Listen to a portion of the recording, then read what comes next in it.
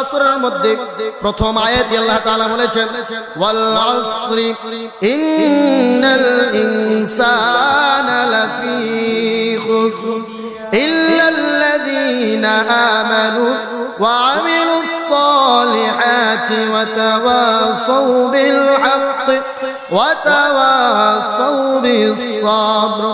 আল্লাহ তাআলা সূরাতুল আসরের মধ্যে বর্ণনা করেন আল্লাহ তাআলা প্রথম আয়াতে আল্লাহ তাআলা বলেন ওয়াল আসর।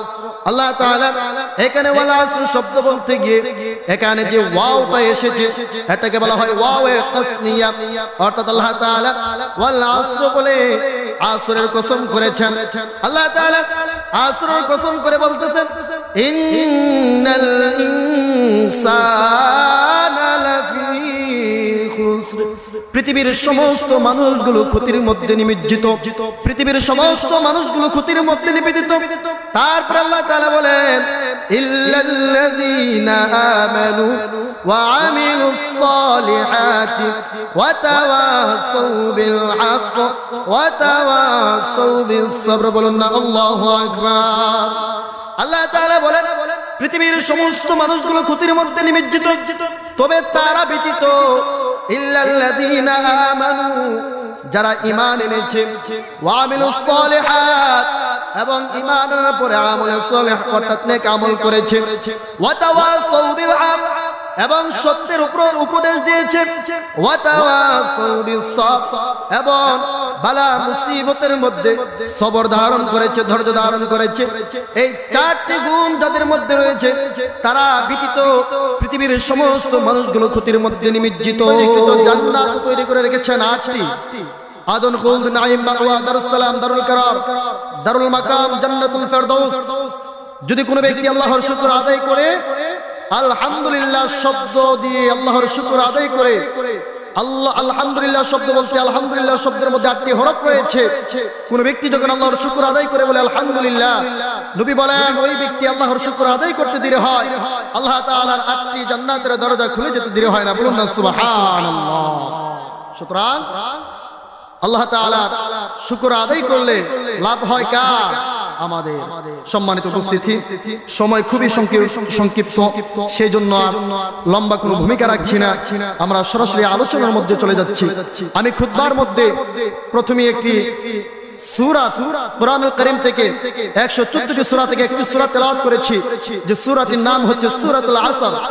আর এই সূরাটি হচ্ছে পবিত্র কুরআনুল কারীমের 114টি সূরা থেকে একটি সূরা, এবং কোরআন শরীফের সূরার সিরিয়াল টু সিরিয়াল বাই এই সূরাতুল আসরের সিরিয়াল হচ্ছে, এই সূরাটি হচ্ছে 103 নম্বর সূরা।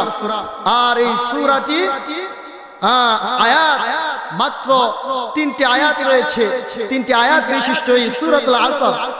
আর এই সূরাতুল আসরটি খুবই ছোট্ট একটি সূরা, কিন্তু এর মর্মার্থ, এর অর্থ সুবহানাল্লাহ ওয়া বিহামদিহি এত এত অর্থ বহন করে। এই সূরা দ্বারা বিশাল বিশাল গ্রন্থ রচনা করলেও এই সূরার তাফসীর করে শেষ করা যাবে না। বলুন না সুবহানাল্লাহ। তাহলে এই সূরা যদিও ছোট্ট একটি সূরা, কিন্তু এর মর্মার্থ, এর অর্থ খুবই গভীর এবং বিশাল। সুতরাং এই সূরা সূরাতুল আসর এমন একটি সূরা, এই সূরার ব্যাপারে হযরত ইমাম আশ-শাফিঈ তিনি বলেন যে কোন ব্যক্তি যদি এই সূরাতুল আসরকে তার অন্তরে ধারণ করতে পারে, সূরাতুল আসরকে সে বুঝতে পারে, তার হেদায়েতের জন্য এই সূরাতুল আসরটি যথেষ্ট হয়ে যাবে। বলুন না সুবহানাল্লাহ। প্যারে হাজিরিন, সূরাতুল আসর যদিও ছোট্ট একটি সূরা, কিন্তু এর মর্মার্থ খুবই খুবই বিশাল। সুতরাং এই সূরাতুল আসর থেকে আমরা কয়েকটি কথা শুনবো। সম্মানিত উপস্থিতি, আল্লাহ তাআলা কুরআনুল কারীমে সূরা অবতীর্ণ করেছেন 2 ভাগে, একটি হচ্ছে মাক্কি সূরা, আরেকটি হচ্ছে মাদানী সূরা। নবী সাল্লাল্লাহু আলাইহি ওয়াসাল্লাম মাক্কি অবস্থানরত অবস্থায় যে সূরাগুলো আল্লাহ তাআলার পক্ষ থেকে নাজিল হতো, সেই সূরাগুলোকে বলা হয় মাক্কি সূরা। আর মদিনায় অবস্থানরত যে সূরাগুলো নাজিল হতো, সেই সূরাগুলোকে বলা হয় মাদানী সূরা। সেই প্রেক্ষিতে সূরাতুল আসর এই সূরাটি হচ্ছে মাক্কি সূরা। কি সূরা? মাক্কি সূরা। চলুন আমরা সরাসরি সূরার মূল আলোচনায় ঢুকে যাই। আল্লাহ তাআলা সূরাতুল আসরের মধ্যে প্রথম আয়াতে আল্লাহ তাআলা বলেছেন ওয়াল আসরি ইন্নাল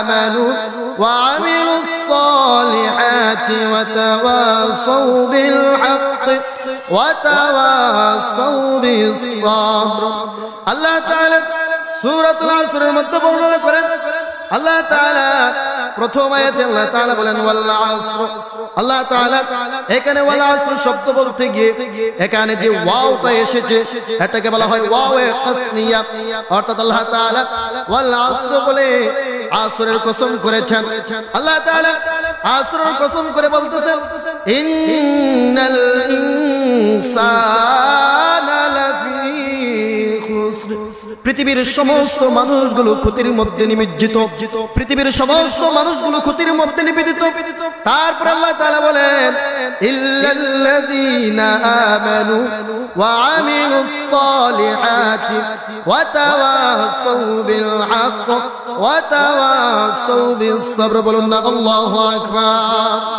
আল্লাহ তাআলা বলেন পৃথিবীর সমস্ত মানুষগুলো ক্ষতির মধ্যে নিমজ্জিত তবে তারা ব্যতীত ইল্লাল্লাযীনা আমানু যারা ঈমান এনেছে ওয়া আমিলুস সালিহাত এবং ঈমানের পরে আমলে সালেহ অর্থাৎ নেক আমল করেছে ওয়া তাওয়াসাউ বিল হক এবং সত্যের উপর উপদেশ দিয়েছে ওয়া তাওয়াসাউ বিস সবর এবং বালা মুসিবতের মধ্যে সবর ধারণ করেছে ধৈর্য ধারণ করেছে এই চারটি গুণ যাদের মধ্যে রয়েছে তারা ব্যতীত পৃথিবীর সমস্ত মানুষগুলো ক্ষতির মধ্যে নিমজ্জিত কয়টি গুণ বলা হয়েছে তিনটি গুণ বলা হয়েছে আল্লাহ তাআলা এই সূরাতুল আসরের মধ্যে মানুষের সফলতার ব্যর্থতার কথা বলতে গিয়ে প্রথমে আল্লাহ তাআলা সময়ের কসম করেছেন কেন সময়ের কসম করেছেন আমরা কসম করি আল্লাহ তাআলা কসম করেছেন আমরা যখন কোনো বিষয়ের উপর কসম করি আমরা কাউকে কোনো কিছু বিশ্বাস করানোর জন্য কসম করে থাকি আমরা বলে থাকি যে আল্লাহর কসম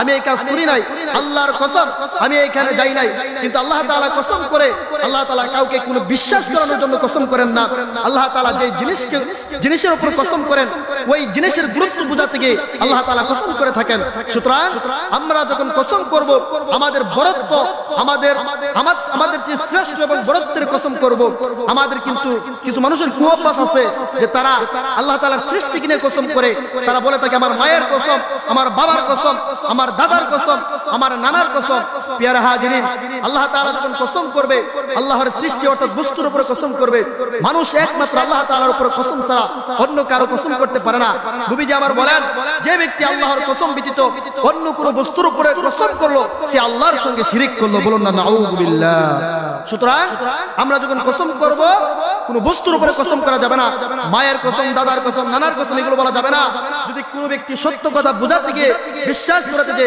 একমাত্র কসম করতে হবে লিল্লাহ কার কসম করতে হবে আল্লাহর কসম করতে হবে আল্লাহ তাআলা সূরাতুল আসরের মধ্যে কসম করেছেন ওয়াল আসর শব্দের অর্থ মুফাসসিরিনে কেরাম অনেকগুলো অর্থ এনেছেন মুফাসসিরিনে কেরাম বলেছেন আসর দ্বারা সময়কে বোঝানো হয়েছে আসর দ্বারা যুগকে বোঝানো হয়েছে আসর দ্বারা ইতিহাসকে বোঝানো হয়েছে এর অনেকগুলো অর্থ রয়েছে আবার অনেক মুফাসসিরিনে কেরাম বলেছেন এই আসর শব্দ দিয়ে আসরের সময়কে বোঝানো হয়েছে কারণ আসরের সময়টা খুবই সংক্ষিপ্ত প্রিয় হাজিরিন আল্লাহ তাআলা ইন্নাল ইনসানা লাফি খুসর মানুষগুলো ক্ষতির মধ্যে নিমজ্জিত তবে তারা ব্যতীত যারা ঈমান এনেছে এবং নেক কাজ করেছে সত্যের উপদেশ দিয়েছে ধৈর্য ধারণ করেছে মানুষের সফলতার ব্যর্থতার কথা সূরাতুল আসরের মধ্যে বর্ণনা করতে যে আল্লাহ তাআলা সময়ের কসম করেছেন কেন আল্লাহ তাআলা সময়ের কসম করেছেন এর অন্যতম একটি কারণ হলো মানুষের জীবনের সবথেকে মূল্যবান যে জিনিসটি সেই জিনিসটির নাম হলো সময় সেই জিনিসটার নাম কি সময় মানুষের সবথেকে মূলধন হচ্ছে সময় কিন্তু আমরা মানুষ হিসাবে আমরা এই সময়কে সবথেকে বেশি অবহেলা করে থাকি কথা বলুন ঠিক কিনা প্রিয় হাজিরিন এই সময়কে আমরা অবহেলা করলে চলবে না এই সময়কে আমরা গুরুত্ব দিতে হবে আল্লাহ তাআলা সময়ের কসম করে সময়ের গুরুত্ব বোঝাতে চেয়েছেন আল্লাহ তাআলা বলেছেন খালাকাল মাউতা ওয়াল হায়াতা লিয়াবলুয়াকুম আইয়ুকুম আহসানু আমালা হে বান্দা তোমার হায়াত এবং মউত খালাকাল মাউতা ওয়াল হায়াতা তোমার হায়াত মউত আমি আল্লাহ তাআলা সৃষ্টি করেছি একমাত্র উদ্দেশ্য হলো আহসানু আমালা তোমার আমলনামা পরীক্ষা করার জন্য কিসের জন্য বান্দার আমলনামা পরীক্ষা করার জন্য বান্দার জন্ম থেকে মৃত্যু পর্যন্ত হায়াতুল মাউতা, হায়াত মউতের সমষ্টিকে বলা হয় মানুষের জীবন। আর এই জীবনটাকে আল্লাহ তাআলা পরীক্ষা স্বরূপ পাঠিয়েছেন। এই সময়টাতে যারা কাজে লাগাতে পারবে, এই পরীক্ষায় যারা উত্তীর্ণ হতে পারবে, আল্লাহ তাআলা তাদের জন্য তৈরি করে রেখেছেন জান্নাতুল ফেরদৌস। বলুন না সুবহানাল্লাহ। আর খালাকাল মাউতা ওয়াল হায়াতা লিয়াবলুয়াকুম আইয়ুকুম আহসানু আমালা। আহসানু আমালা আমলনামার পরীক্ষার ক্ষেত্রে কেউ যদি অকৃতজ্ঞ হয়ে যায়, ফিল করে ফেলে, তাহলে ওই ব্যক্তির জন্য আল্লাহ তাআলা তৈরি করে রেখেছেন আযাব জাহান্নাম, কঠিন বিভীষিকাময় আযাবের জাহান্নাম। বলুন না নাউযুবিল্লাহ। সুতরাং এই সময়কে যারা কাজে লাগাতে পারবে তারাই সফল, আর যারা সময়কে কাজে লাগাবে না তাদের জন্য তারা দুনিয়াতেও ব্যর্থ, আখিরাতেও তাদের জন্য রয়েছে আযাবের জাহান্নাম, লাঞ্ছনা আর বেইজ্জতি। কথা বলুন ঠিক কিনা? সম্মানিত উপস্থিতি, হযরত ইমাম রাজি রাহমাতুল্লাহ আলাইহি বলেন আল্লাহ তাআলা সূরাতুল আসরের মধ্যে আসরের কসম করেছেন, সময়ের কসম করেছেন। এই কথা আমি বুঝতেছিলাম না, আমি অনেক টেনশনে ছিলাম। হঠাৎ আমি একদিন বাজারে গেলাম। বাজারে যাওয়ার পরে আমি শুনতে পেলাম কে যেন বাজারের মধ্যে একজন চিৎকার করতেছে আর বলতেছে, হাই রে হাই, আমার পুঁজি গলে যাচ্ছে, আমার পুঁজি গলে যাচ্ছে, আমাকে কেউ রক্ষা করো, আমার পুঁজি গলে যাওয়ার আগে আমাকে কেউ বাঁচিয়ে দাও। ইমাম রাজি রাহমাতুল্লাহ আলাইহি বলেন, আরে মানুষের পুঁজি আবার গলে যায় কিভাবে? তিনি চিন্তিত হয়ে গেলেন। তিনি দৌড়াইয়া ওই যুবকের কাছে গেলেন, যে যুবক চিৎকার করতেছেন। গিয়ে দেখতেছেন ওই যুবকটি আইস অর্থাৎ বরফ বিক্রেতা।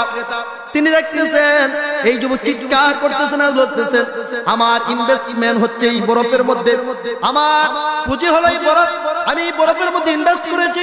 এই বরফটা যত সময় যাচ্ছে আমার বরফটা গলে যাচ্ছে।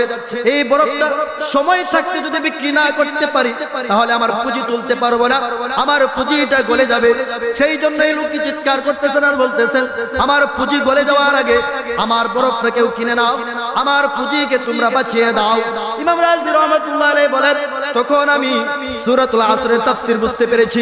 কারণ মানুষের জীবনটা এই জমাট বাঁধা বরফের ন্যায়, অর্থাৎ মানুষের জন্ম থেকে মৃত্যু পর্যন্ত যে সময়টা এটা জমাট বাঁধা বরফের ন্যায়।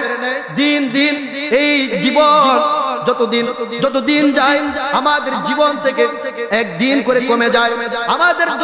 আমাদের হায়াত আল্লাহ তাআলা দিয়েছেন 40 বছর, এর মধ্যে আমাদের 20 বছর পার হয়ে গেছে, আর মাত্র 30 বছর আমরা বাঁচবো। যদি 20 বছর পার হয়ে যায়, আমাদের হায়াত যদি হয় 40 বছর, তাহলে আর মাত্র 20 বছর আমরা দুনিয়ার মধ্যে বাঁচবো। ঠিক তদ্রূপভাবে ইমাম রাজি রাহমাতুল্লাহ আলাইহি বলেন, একজন মানুষের জীবনটা হলো এই বরফের নেই, তার জীবনটা এই বরফের নেই গলে গলে শেষ হয়ে যায়। সুতরাং মানুষের জীবন থেকে মৃত্যু পর্যন্ত যে সময়টা, এই সময়টাকে যারা কাজে লাগাবে তারা এই দুনিয়া ও আখিরাতে সফল হয়ে যাবে। বলুন না সুবহানাল্লাহ। তাহলে সময় মানুষের জীবনে খুব মূল্যবান, এই সময়কে মানুষ মূল্য দিতে হবে। আল্লাহ তাআলা বলেন, সময়ের কসম, সমস্ত মানুষগুলো গতির মধ্যে নিমজ্জিত, তবে তারা ব্যতীত ইল্লাল্লাযীনা আমানু ওয়া আমিলুস সালিহাত ওয়া তাওয়াসাউ বিল হক ওয়া তাওয়াসাউ বিস সবর, যারা ঈমান এনেছে এবং আমল সালেহ করেছে এবং হকের দাওয়াত দিয়েছে এবং সবর ধারণ করেছে। ভাইরা আমার, প্রথম শর্ত হচ্ছে ঈমান আনা। পেরা হাজির আমরা সবাই ঈমান এনেছি। দ্বিতীয় নম্বর হক হচ্ছে ওয়া আমিলুস সালিহাত, নেক কাজ করা। আমরা যখন ঈমান আনবো, ঈমান আনার পরেই আমাদের যে দায়িত্ব, সে দায়িত্ব হচ্ছে আল্লাহর হুকুম নেক কাজ করা। কথা বলুন ঠিক কিনা? নেক কাজের অন্তর্ভুক্ত যেমন মাহফিল করালেন, কুরআন তেলাওয়াত করলেন, মানুষের উপকার করলেন, নামাজ পড়লেন, হজ করলেন, যাকাত করলেন, রোজা রাখলেন, ইত্যাদি ইত্যাদি বিষয়গুলো কিসের অন্তর্ভুক্ত? নেক কাজের অন্তর্ভুক্ত। এর মধ্যে সর্বোত্তম যে নেক কাজ, ঈমান আনার পরে সেই জিনিসটার নাম হচ্ছে নামাজ। সেই জিনিসটার নাম কি? নামাজ। আল্লাহ তাআলা বলেছেন, ওয়াকিমুস সালাত ওয়া আতুজ যাকাতা ওয়ারকাউ মার রাকিঈন। ও দুনিয়ার ঈমানদারেরা, তোমরা নামাজ কায়েম করো, যাকাত প্রদান করো এবং রুকুকারীদের সঙ্গে রুকু করো। আল্লাহ তাআলা বলেছেন যে তোমরা নামাজ কায়েম করো। আল্লাহ তাআলা নামাজের ব্যাপারে বারবার বারবার মুসলমানদেরকে তাগিদ দিয়েছেন, ঈমানদারকে তাগিদ দিয়েছেন। নবী আমার বলেছেন আউয়ালু মা ইউহাসিবু বিহিল আবদু ইয়াউমাল কিয়ামাতিস সালাত। মানুষ যখন মৃত্যুবরণ করবে কিয়ামতের ময়দানে তার সর্বপ্রথম নামাজের হিসাব হইবে। যদি কোনো ব্যক্তি নামাজের হিসাব সঠিকভাবে দিতে পারবে, সঠিকভাবে দিতে পারে, তাহলে তার পূর্ববর্তী যত হিসাব নিকাশ আছে আল্লাহ তাআলা সমস্ত হিসাব নিকাশ সহজ করে দিবেন। বলুন না সুবহানাল্লাহ। আর যদি কোনো ব্যক্তি নামাজের হিসাবে আটকে যায় তাহলে তার পরবর্তী সমস্ত বিষয়ের মধ্যে সে আটকা পড়ে যাবে, আর তার জন্য আল্লাহ তাআলা তৈরি করে রেখে দিয়েছেন আযাবের জাহান্নাম। কন্না নাউযু বিল্লাহ। তাহলে ঈমান আনার পরে সর্বপ্রথম কাজ হচ্ছে নেক কাজ করা, 2 নাম্বার কাজ। 3 নাম্বার শর্ত হচ্ছে ওয়াতাওয়াসাউ বিল হক, সত্যের উপদেশ দেওয়া, মানুষকে সত্যের পথে আহ্বান করতে হবে। 3 নাম্বার হক হচ্ছে ওয়াতাওয়াসাউ বিস সবর, সবর ধারণ করা। সম্মানিত উপস্থিতি, আমাকে আপনাকে অন্যকে সত্যের উপদেশ দিতে হবে। শুধু আমি নিজে নিজে মসজিদের কোণায় বসে তাসবিহ পড়ে আল্লাহর জান্নাত পাওয়া সম্ভব না। নিজে তাসবিহ পড়তে হবে, নেক কাজ করতে হবে। অপরদিকে আপনার প্রতিবেশী, আপনার মুসলমান ভাইকেও কিসের প্রতি? দ্বীনের প্রতি আহ্বান করতে হবে। মনে রাখবেন, আপনার সমাজে যদি কোনো অন্যায় হয়, কোনো অপরাধ হয়, আপনি যদি বাধা না দেন, এই অন্যায়ের কারণে যদি গজব আসে, তাহলে এই গজবে আপনি সহন নিমজ্জিত হবেন। সুতরাং সমাজে কোনো অন্যায় হলে আপনাকে অবশ্যই বাধা দিতে হবে। মেরা হাজরিন, সময় খুবই সংক্ষিপ্ত, সেজন্য আলোচনার সামনে যাচ্ছি না। আমার জন্য সবাই দোয়া করবেন।